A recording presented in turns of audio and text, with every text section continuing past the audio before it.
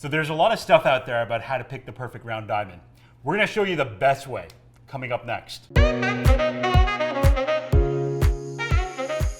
So today's video is packed. We're gonna start off with the number one mistake that most people make when they're looking at rounds. We'll connect that to a simple formula that's gonna help you maximize your value. Then we'll dive into the perfect cut. Does it exist? The rabbit hole that a lot of people fall down. And ultimately, we're gonna reveal the one superpower that you have that you'll wanna use to be able to pick the perfect round, and we're gonna show you how to activate it. We're always filming new videos and we love your support. Make sure to subscribe and turn on your notifications so you will be the first to know when a new video drops. Let's get right into it. The number one mistake people make when trying to find the perfect round diamond is by focusing on carat. Carat has nothing to do with size. It strictly tells us how much the diamond weighs. Take a look at these three stones. All three stones are 1 carat. Do you see the vast difference in size?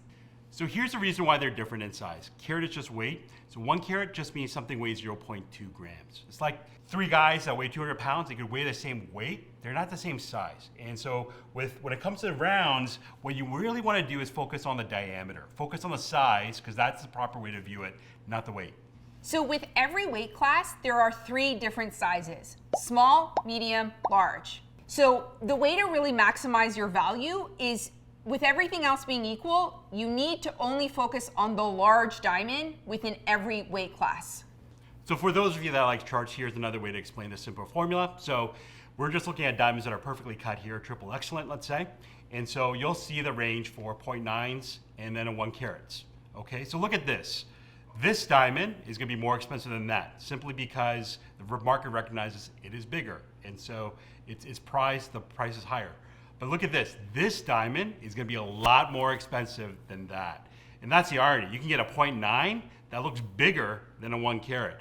So the best way to get the maximum value, we always say, is go for the large. In whatever weight class, it doesn't matter the weight, but just go for the large and you're gonna maximize your value. Just wanted to have a disclaimer here. Know that everything that we're discussing and all the diamonds that we're showing you are all excellent or ideal cut. Speaking of cut, let's talk about the perfect cut. Does it even exist? Okay, so speaking of cut, what is cut? Take a look at these 2 diamonds. Notice how one of them sparkles beautifully and the other one does not? Well, the one that sparkles so magnificently has been cut to excellent ideal proportions. So some of you guys are trying to figure out and start researching, how do I find the perfect cut? And this is where the trouble begins, okay? This is where you're gonna start going down the rabbit hole, okay? You're gonna start researching and you're gonna meet the Sisters of Shine, brilliance, scintillation, fire. You're gonna see charts, angles, weird looking pics that look like they're taken through different scopes. Like, you're gonna just start getting really confused, and this is very normal. It's like, what the heck does any of this stuff mean? Take a deep breath. We're gonna get to the bottom of all of this.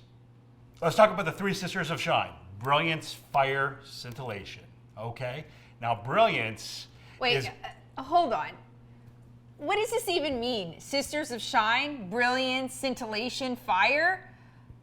Does the diamond sparkle or not? Like, which sisters are we really looking at?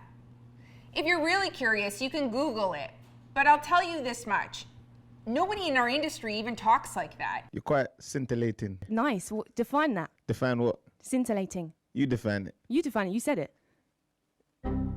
So why don't we move on then? Okay, so the other bulk stuff that people usually run into is all these different assessment models of how you can assess how to figure out whether your diamond is perfectly cut or not. So let's go over the first one.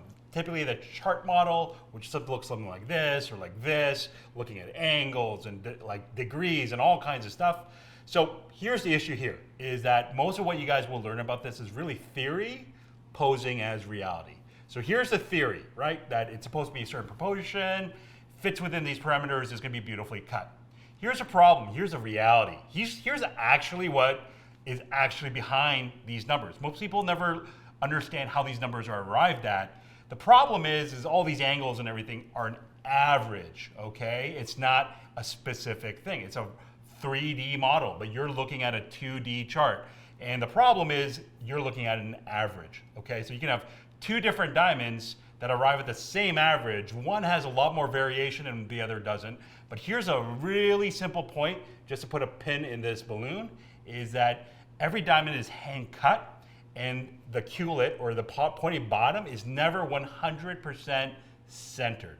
What it basically means is that that creates a deviation, which means that all the other stuff is deviated as a result. And so because of that, we always say hold this loosely. The next assessment models that people run into are all these scopes, ace set, hearts and arrows, all kinds of different pictures. They look, all of a sudden people are starting to look at these, they look more like x-rays than they do diamonds. The biggest problem with these images, though, is that a lot of people don't realize how these pictures were created.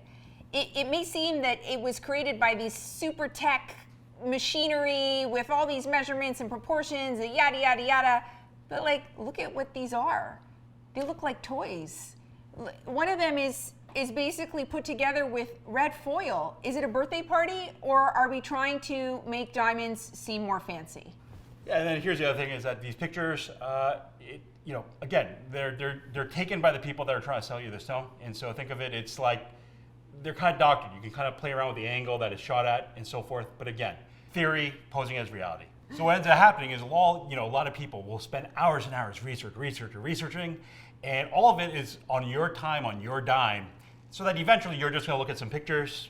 Essentially a spreadsheet is what you're looking at, clicking and checking out, and they're gonna get you to buy one stone. And that's what 99% of people that do buy online end up doing. The tragedy here is with this information, research-driven system, is that it's actually kryptonite to your superpower. Your superpower is what you want to use to pick the right diamond for you. So this begs the question, what is your superpower? The simple answer, your vision. Why would you think that? So we've been created in an incredible way. Our body, our brain has over almost 11 million sensory receptors related to hearing, sound, and so forth. Almost 10 out of those 11 million are related to our vision. Some scientists even think that up to half of our brain is used to just process visual data. What it basically means is that when you're looking at diamonds, your brain is taking in an incredible amount of information, way more than what's really shown on a certificate, a graph, some scope. You're taking in way more data than that. The catch is you have to intentionally turn on your superpower. And there's two things that you need to do to activate it.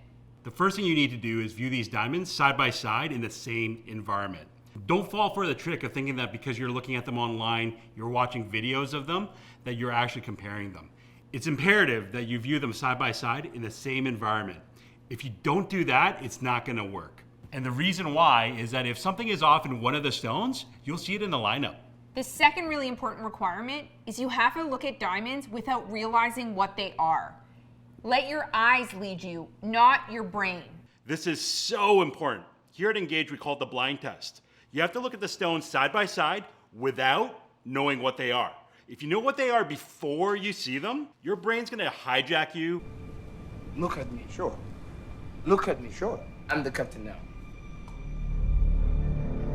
Create a bias and alter what you think you're seeing, effectively nullifying your superpower. So there's two ways at Engage that we try to amplify your superpower. So number one, we show you diamonds under at least minimum of 3 different lighting conditions, ideally like window, flat fluorescent, and in a direct form of light. And this can be done in person or online. This way you can really see what they look like under different environments rather than just one. Secondly, we give you a curated selection, okay? And what we mean by that is we filter out anything that would be detrimental. We look at over 200 characteristics. Essentially what we want to do is we want to give you what we call a safe selection. It's like they're all top-notch stones, so you don't have to worry. And the reason we want to do that is we want you to feel safe so that ultimately you can trust yourself. You can give yourself the leap that you can start to experience and let yourself see what you see and not be worried, am I going to pick something that's off or doesn't look great? They're all going to look great, but we always want to give you the choice and ability to see what you see. So rather than focusing on a specific color, clarity, or size, just be open. Allow us to curate a beautiful selection with different colors, different clarities, different sizes, so that you can pick out what's beautiful to you. If we could leave you with just one thing, go and experience it. Use your superpower, because you are the superhero here.